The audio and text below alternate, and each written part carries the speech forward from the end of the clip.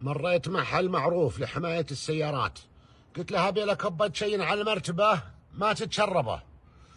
قال بنسوي لك حماية نانو داخلي كامل بيكلفك 800. وجع 800 ازودها 2 مليون واشتري فله. وشو له الخساير؟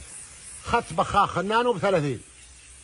اكتبوا بس في البحث، اكتبوا مانع لتسرب السوائل، منتج بتقنية النانو. عاد اللي معي من شركة مافرا، انتم خذوا اي منتج بكيفكم او مثله. اي وش اللي 800؟ احنا غارفين الدراهم من البحر.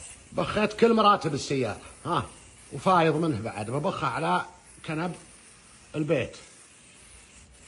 افا قضى ننوي عقب ما نشف القماش ما عاد يتشرب السوائل، ونفس الشيء على مراتب السيارة.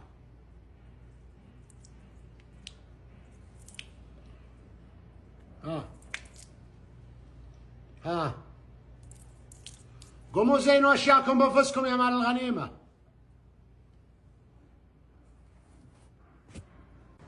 هذا ما حطيت عليه، نشوف الفرق بدون النانو. واضح ولا ما هو واضح؟